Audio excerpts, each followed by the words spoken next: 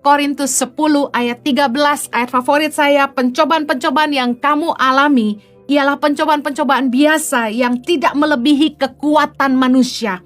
Sebab Allah setia, dan karena itu Ia tidak akan membiarkan kamu dicobai melampaui kekuatanmu. Pada waktu kamu dicobai, Ia akan memberikan kepadamu jalan keluar sehingga kamu dapat menanggungnya. Saya percaya di dalam kehidupan kita semua pasti ada badai, ada ujian, ada pencobaan, ada masalah, ada tekanan, ada penderitaan hidup yang kita harus lewati. Saya dari kecil melewati banyak proses hidup yang keras, yang saya sangat syukuri hari ini.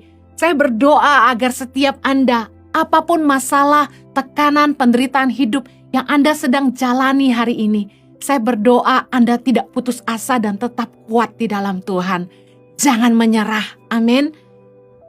Jangan putus asa di tengah masalah.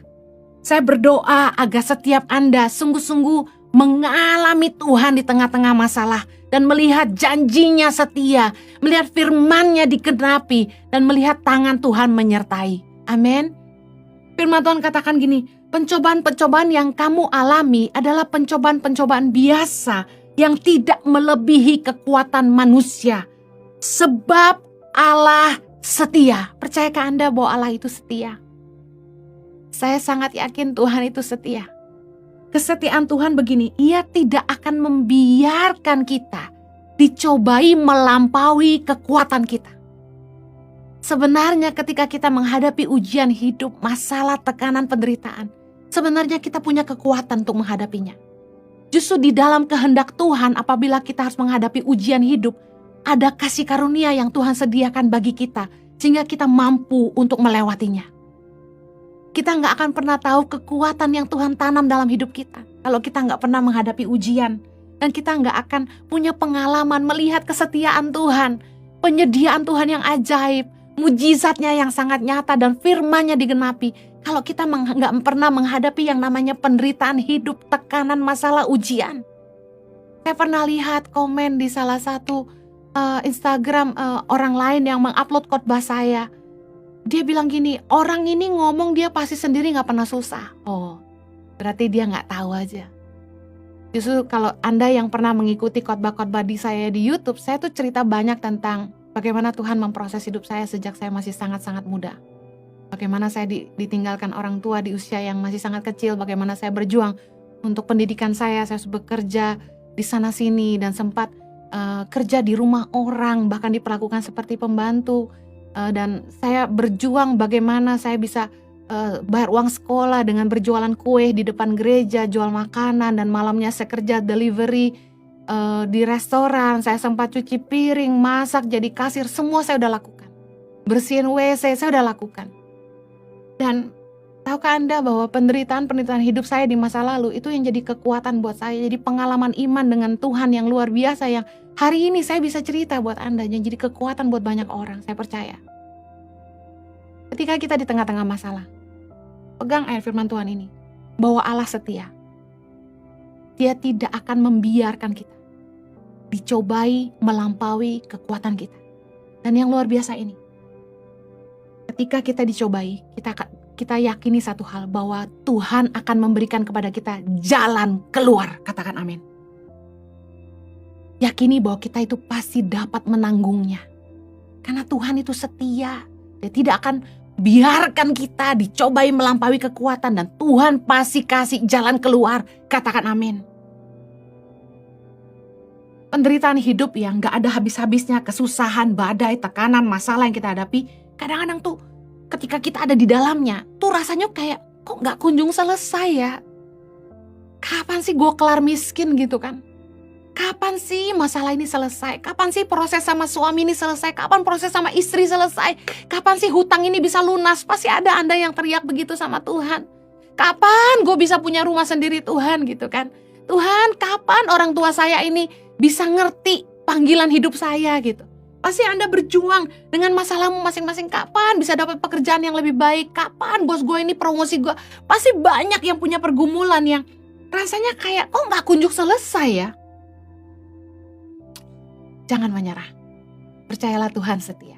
Kalau Anda punya pasangan yang keras, kasar, jahat, tidak setia, Anda pasti bergumul dan berdoa buat pasanganmu, dan Anda cuma bisa teriak sama Tuhan, ini kapan orang ini berubah? Tuhan, saya harus gimana? Harus saya cerai nggak boleh? Bertahan susah. Saya harus gimana? Jangan menyerah. Yakinlah Tuhan setia. Ada seorang ibu yang kesaksian sama saya, dia diproses sama suaminya, aduh ampun luar biasa. Dan dia cuma bisa doain suaminya. Nggak lama sih dia katanya. Berapa lama Bu, saya tanya? 20 tahun saja. Lama gak saudara 20 tahun? Lama banget. Tapi bayangkan kalau ibu ini nyerah di tahun ke-19. Ya udah deh, gue tinggalin aja deh. Hari ini mereka sangat bahagia, mereka sangat diberkati, anak-anaknya tumbuh besar melayani Tuhan, sungguh-sungguh ikut Tuhan. Karena melihat kesaksian hidup mamanya yang luar biasa, iman mamanya yang keren. Dan suaminya hari ini sungguh-sungguh cinta sama istrinya, sayang anak-anaknya. Hidupnya berubah, dia mengasihi Tuhan dengan sungguh-sungguh. Dan saya dengan mata kepala sendiri lihat keluarga ini dipulihkan Tuhan. Hati saya sangat bersuka cita, apalagi Bapa di sorga. Jangan pernah menyerah. Pasti banyak kesaksian-kesaksian di luar sana bagaimana ada suami dan istri yang begitu setia dan terus mendoakan pasangannya, dan hari ini Anda mendapat jawaban Tuhan. Dan bagi Anda yang masih terus bergumul, jangan menyerah. Tuhan setia. Amin. Katakan sama-sama saya, badai pasti berlalu. Ketika Anda sedang tertekan dan hampir putus asa, katakan gini, badai pasti berlalu. Jangan pernah menyerah. Waktu saya dulu diproses di masa yang sangat muda, ketika saya nggak bisa minta pertolongan dari siapapun, bayangkan orang tua nggak ada, keluarga nggak dekat, sepupu nggak dekat. Saya nggak bisa minta pertolongan siapapun. Saya sering kali nangis sambil tidur dan saya bilang gini, this too shall pass. Ini akan berakhir. Saya percaya Tuhan akan bawa masalah saya itu berlalu seperti aliran air sungai. Semua akan berlalu. Saya terus kuatkan hati saya di dalam Tuhan. Saya hanya bisa berdoa dan teriak sama Tuhan. Saya bilang, this too shall pass. Percayalah, badai pasti berlalu. Amin. Kalau Anda bergumul dalam pekerjaanmu, udah kerja keras, udah berikan yang terbaik, udah berjuang buat atasan, udah berintegritas, udah jujur, tapi masih gak dipercaya. Bos pelit, promosi gak dikasih-kasih. Saya mau bilang ini, jangan menyerah. Karena Tuhanlah yang memperhitungkan semuanya. Amin. Saya ingin bacakan Kolose 3 ayat 23-24. Apapun juga yang kamu perbuat, perbuatlah dengan segenap hatimu. Seperti untuk Tuhan dan bukan untuk manusia. Ayat 24, kamu tahu bahwa dari Tuhanlah kamu akan menerima bagian yang ditentukan bagimu sebagai upah. Katakan amin. Kristus adalah Tuhan dan kamu hambanya. Kalau kita kerja di sebuah tempat, siapa sih yang gak mau dipromosi Tuhan ada di atas, gaji besar? Tapi setialah dengan posisi dimanapun Anda berada saat ini. Mulailah dari bawah. Yang ingin berkuasa harus berani mulai dari bawah. Belajarlah untuk mengerti semua yang Anda harus pelajari. Dan jadilah maksimal di situ. Be excellent. Lakukan yang terbaik. Saya percaya gini, promosi itu datang dari Tuhan. Tuhanlah yang menentukan bagi kita apa yang menjadi upah kita, kata firman Tuhan. Jadi kerjalah segenap hati, seperti untuk Tuhan dan bukan untuk manusia. Sungguh-sungguhlah, karena yang menilai kerja keras kita adalah Tuhan. Promosi itu datangnya dari Tuhan. Orang yang cakap yang akan berdiri di hadapan raja-raja. Berintegritaslah, kerja keraslah, jangan hitungan waktu, kasih yang terbaik, be creative. Mari pikirkan kontribusi apa yang engkau bisa berikan buat perusahaanmu. Orang-orang yang mau dipromosi lebih, itu harus memberikan nilai tambah buat perusahaannya. Dia bukan ada di situ hanya sekedar makan gaji aja, tapi dia ada di situ untuk memberi nilai tambah. Memperbaiki apa yang salah, memperbaiki apa yang kurang, menambahkan nilai, adding value to the company. Saya percaya orang-orang demikianlah yang dibutuhkan, mereka yang akan berani dibayar lebih. Kalau kamu setia, kamu bisa dipercaya, tapi kamu belum dilirik oleh atasanmu, tetap setia. Percayalah, upah itu datang dari Tuhan. Kalau bosmu seperti dibutakan, itu Firaun itu dikeraskan hatinya sama Tuhan loh. Untuk tidak mengizinkan Musa membawa bangsa Israel pergi. Yang mengeraskan hatinya itu Tuhan. Jadi kalau misalnya promosi itu belum datang, berarti itu ujian. Bertahanlah, buktikan. Orang yang akan dipercaya lebih adalah orang yang setia. Orang yang bisa dipercaya dan orang yang betul-betul memikirkan yang terbaik buat perusahaannya. Kehadirannya menambah nilai. Dia bukan ada di situ hanya sekedar untuk memenuhi kewajiban. Bukan ada di situ hanya untuk sekedar digaji. Tapi orang-orang yang memberi nilai lebih. Percayalah kepada waktu Tuhan. Tetap lakukan yang terbaik. Be excellent. Setialah dalam perkara kecil. Harus terus bisa dipercaya. Orang yang menabur itu pasti menuai, katakan amin. Orang yang cakap pasti berdiri di hadapan raja-raja. 2 Tawari 15 ayat 7 ini ayat buat Anda. Tetapi kamu ini kuatkanlah hatimu. Jangan lemah semangatmu. Karena ada upah bagi usahamu. Katakan amin. Akan ada upah yang menanti kita. Kerja keraslah. Kalau atasanmu tetap menutup mata, saya percaya Tuhan bisa memberkati dan mempromosikan engkau di tempat lain. Amin. Tetap setia. Mazmur 126 ayat 5 bilang gini, orang-orang yang menabur dengan mencucurkan air mata akan menuai dengan sorak-sorai. Ayat 6, orang yang berjalan maju dengan menangis sambil menabur benih, pasti pulang dengan sorak-sorai sambil membawa berkas-berkasnya. Ayo, kalau manusia tidak bisa menghargai kita, itu tidak menentukan nilai kita. Kita sendiri yang harus terus mempertahankan nilai kita. Berusahalah, keep being excellent. Meskipun kamu tidak dihargai orang, tetap lakukan yang terbaik. Be excellent. Saya percaya orang yang di atas rata-rata, orang yang bersinar itu tidak bisa disembunyikan. Pasti kelihatan. Dan saya ingin encourage Anda di tengah-tengah masalah ini. Fokuslah kepada janji Tuhan. Peganglah firman Tuhan.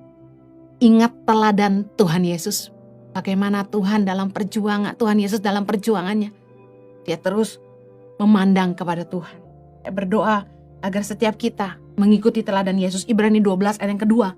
Marilah kita melakukannya dengan mata yang tertuju kepada Yesus yang memimpin kita dalam iman dan yang membawa iman kita kepada kesempurnaan, yang dengan mengabaikan kehinaan tekun memikul salib ganti sukacita yang disediakan bagi Dia yang sekarang duduk di sebelah kanan tahta Allah. Emang penderitaan Yesus luar biasa, waktu pikul salib, waktu disiksa, dilucuti pakaiannya, dipecut sampai berdarah, dipaku. Penderitaan yang luar biasa, dia diludahi, dia ditombak lambungnya.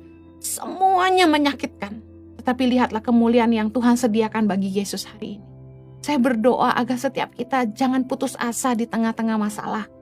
Mari terus pandang Tuhan dan pegang firman-Nya hari ini. Saya bacakan ayat-ayat yang semoga saya berdoa ini jadi pegangan Anda. Cetak ayat-ayat ini, tempelkan di depan mejamu, di tempat tidurmu, supaya engkau selalu dikuatkan. Ya, 1 Korintus 10:13 terutama. Percayalah bahwa Tuhan akan menyertai engkau. Pegang janji firman Tuhan. Amin. Yang kedua, saya ingin kasih semangat. Jangan putus asa karena jatuh bangun dalam dosa. Mungkin ada di antara Anda yang putus asa dengan dirimu sendiri. Seringkali Anda jatuh bangun dalam dosa. Seringkali saat teduhmu bolong-bolong, engkau malas baca firman. Engkau mungkin sudah jarang berdoa. Mungkin Anda sudah jarang bahkan dengar khotbah. Mungkin banyak Anda yang kok kayaknya merasa, aku ini lemah banget sih, jatuh bangun terus dengan dosa yang sama. Dan mungkin Anda masih sering kecewa sama manusia. Dan saya ingin bilang gini, jangan putus asa dengan dirimu sendiri. Don't give up on yourself because God never give up on you. Jangan menyerah, jangan putus asa dengan dirimu sendiri karena Tuhan tidak pernah menyerah untuk Anda. Amen. Dengar baik, Ibrani 12, saya ingin bacakan sekali lagi. Ayat ketiga, ingatlah selalu akan Dia yang tekun menanggung bantahan yang sehebat itu terhadap dirinya dari pihak orang-orang berdosa, supaya kamu jangan menjadi lemah dan putus asa. Dalam pergumulan kamu melawan dosa, kamu belum sampai mencucurkan darah. Amen. Kita ini jatuh bangun dalam dosa tuh belum sampai disiksa sampai berdarah. Gak ada apa-apanya dibandingkan penderitaan Yesus gitu. Kalau Yesus tidak menyerah, Anda tidak boleh bernyerah. Yang Anda harus lakukan adalah ini. Saya ingin bacakan ayat yang kelima. Dan sudah lupakah kamu akan nasihat yang berbicara kepada kamu seperti kepada anak-anak? Hai anakku, janganlah anggap enteng didikan Tuhan.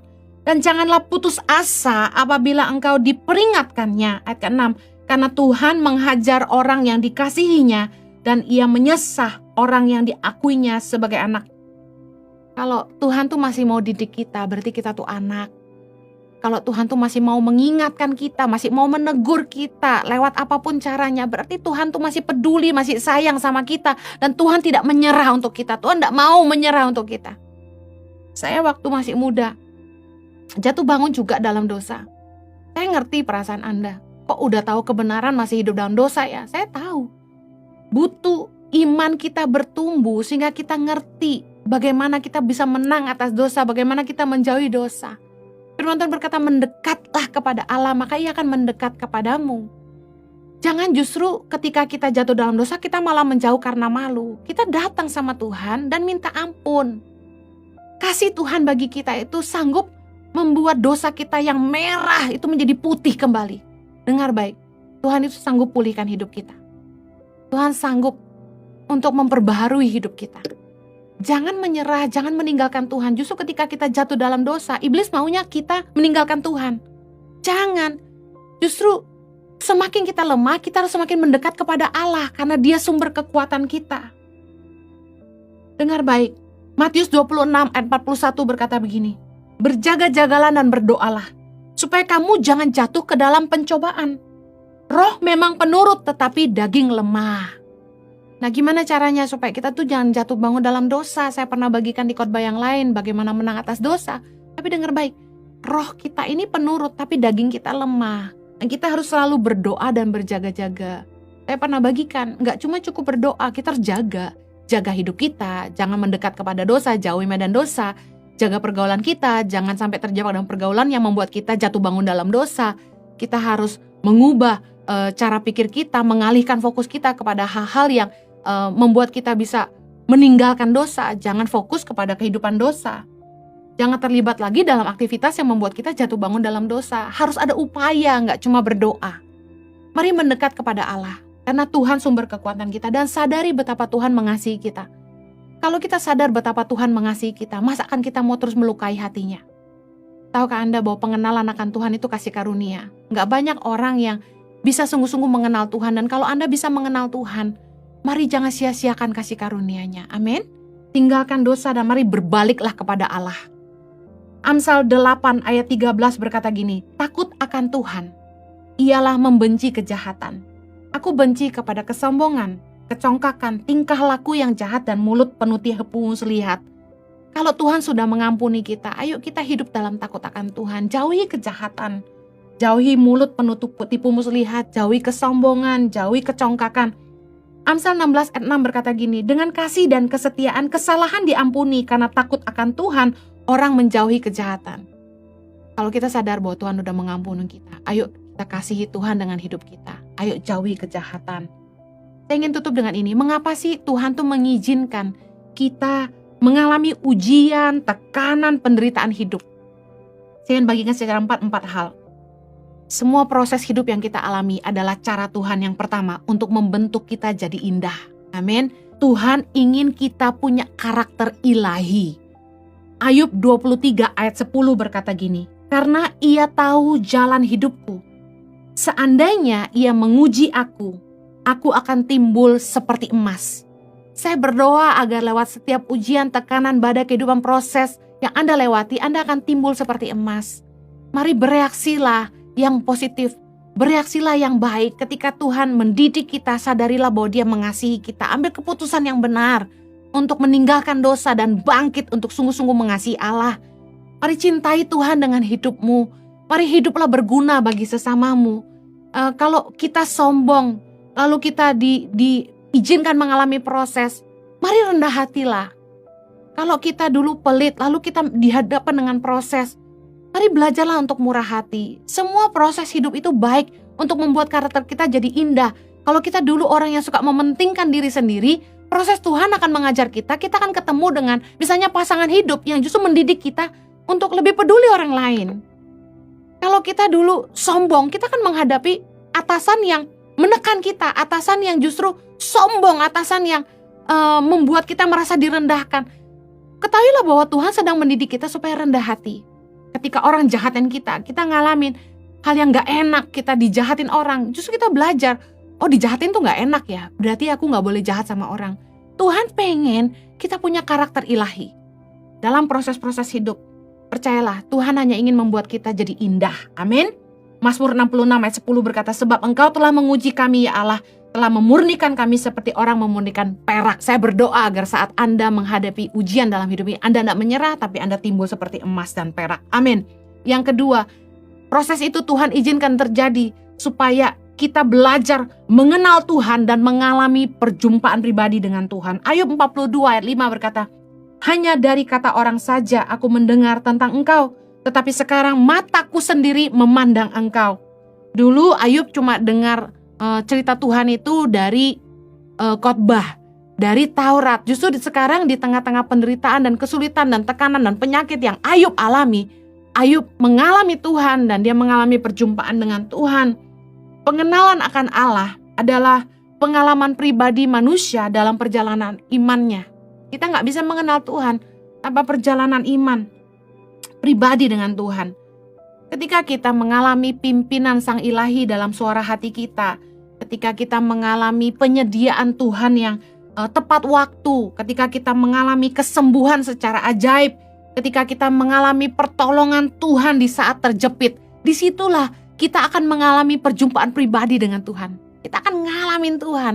Kita jadi kenal Tuhan. Tuhan itu seperti apa? Dan kemudian kumpulan-kumpulan dari pengalaman-pengalaman kita dengan Tuhan yang membuat kita tuh belajar mengenal Tuhan seperti apa. Kita hanya akan jadi Kristen agamawi kalau kita cuma mengenal Tuhan lewat baca Alkitab, lewat dengar khotbah aja. Kalau kita cuma menjalani ibadah, berdoa dan ke gereja, tapi kita nggak mengalami pengalaman pribadi dengan Tuhan dan melihat firman-Nya terbukti, saya percaya kita akan jadi Kristen agamawi.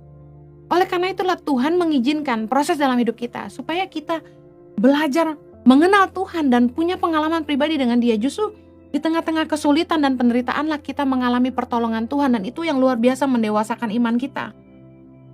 Daud pernah mengalami pertolongan Tuhan, dan ketika jiwanya menjadi lemah dan gundah gulana, Daud berkata dalam Mazmur 103 ayat yang kedua, pujilah Tuhan hai jiwaku, dan janganlah lupakan segala kebaikan-Nya. Daud pernah mengalami kebaikan sehingga waktu dia lemah dan putus asa, dia mengingatkan jiwanya akan kebaikan Tuhan.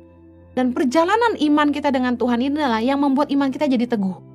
Sehingga ketika kita mengalami masalah dan penderitaan dan tekanan dan apapun, tantangan ke depan, kita sanggup berkata gini, kalau Tuhan pernah tolong saya, Tuhan sanggup tolong saya lagi.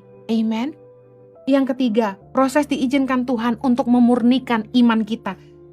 Roma 5 ayat 3-5. Dan bukan hanya itu saja, kita malah bermegah juga dalam kesengsaraan kita, karena kita tahu bahwa kesengsaraan itu menimbulkan ketekunan, dan ketekunan menimbulkan tahan uji, dan tahan uji menimbulkan pengharapan.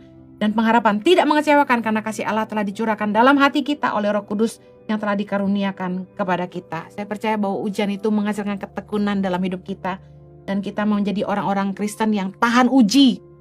Orang-orang yang tidak cengeng, orang-orang yang bertahan menghadapi segala tantangan, dan orang-orang Kristen yang hidup dalam pengharapan kepada Tuhan. 1 Petrus 1 ayat 6. Bergembiralah akan hal itu, sekalipun sekarang ini kamu seketika harus berduka cita oleh berbagai-bagai pencobaan. Ayat 7. Maksud semuanya itu ialah untuk membuktikan kemurnian imanmu yang jauh lebih tinggi nilainya daripada emas yang fana, yang diuji kemurniannya dengan api, sehingga kamu memperoleh puji-pujian dan kemuliaan dan kehormatan pada hari Yesus Kristus menyatakan dirinya. Saya percaya bahwa semua proses yang kita alami hanya untuk menguji kemurnian iman kita.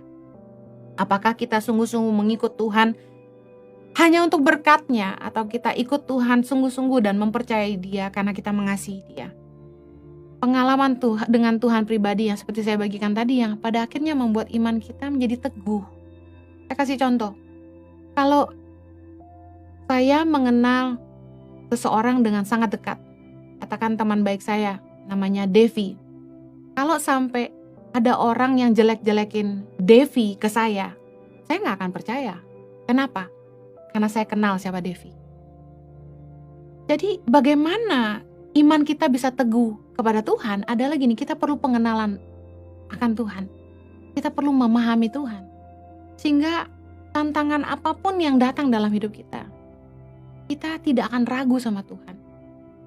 Sudah terlalu terlambat untuk saya untuk tidak mengakui Tuhan, karena saya mengalami begitu banyak penyertaan Tuhan. Saya mengalami pertolongan Tuhan. Saya mendapatkan pimpinan Tuhan yang begitu jelas dalam hidup saya. Bagaimana mungkin saya menyangkal dia? Keterlaluan. Nah, seringkali kita berpikir bahwa iman hanya sekedar percaya. Enggak, kita perlu mengalami baru kita percaya. Mari dalam perjalanan imanmu bilang sama Tuhan, izinkan aku mengalami Tuhan. Tantangan dan ujianlah sebenarnya yang membukakan mata kita untuk sungguh-sungguh melihat kesetiaan Tuhan dan bagaimana Tuhan tuh begitu luar biasa. Saya masih ingat bagaimana ketika uang di yayasan tuh tinggal 12 juta. Saya putus asa dan gak tahu mesti bikin apa. Pada saat itu kami sudah kasih makan sekitar 2.500 anak. Bayangkan berapa dana yang kami butuhkan. Dan sedangkan rekening di bank tinggal 12 juta. Saya hampir putus asa. Saya datang kepada Tuhan. Saya bilang sama Tuhan, Tuhan, pelayanan ini milik Tuhan. Tuhan yang panggil saya ke Indonesia. Kalau Tuhan tidak siapkan dananya, ya berarti waktunya bagi saya pulang ke Australia. Saya bilang gitu sama Tuhan, dan saya mau saksikan sampai dengan hari ini Tuhan tidak pernah meninggalkan saya. Janji Tuhan itu setia. Amen. Yang terakhir, kenapa proses itu terjadi dalam hidup kita? Untuk membuktikan janjinya setia dalam hidup kita. Bahwa firman-Nya digenapi dalam hidup kita. Ayub 42 ayat 12. Tuhan memberkati Ayub dalam hidupnya yang selanjutnya. Lebih daripada dalam hidupnya yang dahulu. Ia mendapat 14.000 ekor kambing domba. Dan 6.000 unta, 1.000 pasang lembu, dan 1.000 ekor keledai betina. Ia juga mendapat 7 orang anak laki-laki dan 3 orang anak perempuan. Anda tahu bahwa dalam kisah penderitaan Ayub, ini manusia yang diuji dengan begitu luar biasa. Semua usahanya habis, anaknya mati, istrinya marah-marahin dia, sahabat-sahabat meninggalkan dia. Semua usahanya habis. Tapi tiba-tiba setelah dia melewati semua proses yang begitu panjang dan hebat, dia tidak menyangkal Tuhan, dan pertolongan Tuhan datang dan Ayub diberkati 2 kali lipat. Bahkan anak-anaknya juga diberikan lebih banyak, dan anak-anaknya menjadi sangat luar biasa, katanya paling cantik, paling tampan di negeri itu. Dengar baik, Tuhan itu setia. Janjinya terbukti. Firman-Nya setia, firman Tuhan itu ya dan amin. Tuhan tuh gak pernah lalai sama janjinya. Saya bersyukur bahwa dalam hidup saya Tuhan menyatakan janji-janjinya. Saya bersyukur bahwa Dia berbicara kepada saya untuk apapun yang saya harus kerjakan buat Indonesia. Melahirkan 1.000 pemimpin bagi Indonesia melalui Yayasan Tangan Pengharapan. Saya percaya janjinya setia. Saya berdoa agar Anda juga sungguh-sungguh mengalami Tuhan, dan tantangan masalah apapun yang Anda hadapi. Saya berdoa Anda tetap mengingat janji Tuhan dalam hidupmu. Cari Tuhan sungguh-sungguh, bukannya menjauh dari Tuhan. Percayalah, janjinya itu kekuatan dalam hidup kita. Pengalaman dengan Tuhan di tengah-tengah masa sulit itu menjadi pengalaman yang paling berharga dalam hidup kita. Bahwa itulah yang membuat iman kita teguh. Dan percayalah, sabarlah menanti janji Tuhan digenapi dalam hidup kita. Waktunya terindah. Saya berdoa agar Anda tetap kuat, tetap semangat, dan jangan menyerah. Mari kita berdoa. Bapa di sorga, kami bersyukur Engkau terlalu baik dalam hidup kami, dan Engkau sangat setia ya Tuhan. Sertailah umat-Mu dalam pergumulan mereka, penderitaan hidup yang mereka alami. Tuhan, kami percaya Engkau setia. Semua pencobaan mereka alami gak akan melampaui kekuatan mereka. Tuhan pasti setia dan memberikan mereka jalan keluar. Berkati yang butuh uang Tuhan untuk kuliah. Berkati yang Tuhan yang uang untuk modal usaha. Berkati Tuhan yang butuh pasangan hidup. Berkati yang rindu punya keturunan. Berkati Tuhan untuk pasangan-pasangan yang tidak kunjung bertobat, agar Tuhan menjamah pasangan mereka Tuhan untuk sungguh-sungguh bertobat dan berbalik dan belajar mengasihi pasangannya dan mengasihi Tuhan. Bapa, untuk suami-suami yang tidak tanggung jawab sama istri dan anak-anaknya, mereka boleh dijamah Tuhan, mereka boleh kembali sama istri dan anak-anaknya Tuhan. Berdoa Tuhan pulihkan hidup umat-Mu, apapun pergumulan hidup mereka Tuhan Engkau campur tangan. Terima kasih, kami berdoa penghiburan yang dari Tuhan datang. Umat-Mu boleh semangat, kalau Tuhan pernah tolong mereka, Tuhan sanggup tolong mereka lagi. Kami percaya semua badai yang ada pasti berlalu. Di dalam nama Yesus kami berdoa. Amen. Stay strong. God bless you.